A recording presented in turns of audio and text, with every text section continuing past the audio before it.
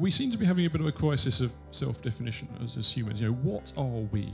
When so many pieces of scientific and technological research seem to be undermining those things which we always thought made us uniquely human. And in a way that presents robots as something of a portmanteau word. Not robots in the strictly modern sense of the word, but in a way this is really an exhibition which is about the anthropomorphism of machines. How do we relate to them? What is our interaction with those things? Most people tend to be very aware of the production line type robots, this sort of stuff.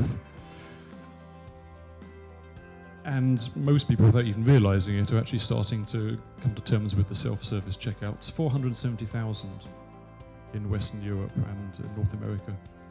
I always thought it was a bit of a shame that the battle cry of the forthcoming robot revolution won't be "I'll be back" or "exterminate." It'll be "unidentified objects" in the bagging area. The human form has been a central subject of portraiture and art and sculpture. Actually, it's been a central subject of mechanism as well.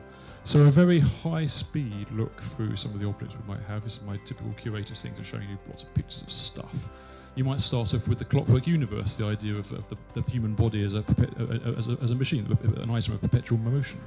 You might charge through some of the origins of the human form as mechanism, things from clockwork to armour, all that sort of stuff.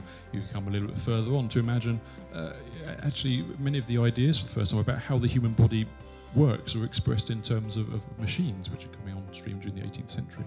Just to recap then, in all of the discussions we've heard this evening, I think that there's a fair deal of ambivalence, but perhaps in taking that long look we might perhaps think that nothing's changed. It's always been the same, and we've always had a great deal of hot contest over actually what comprises our humanity and also our relationship with robots. Thank you.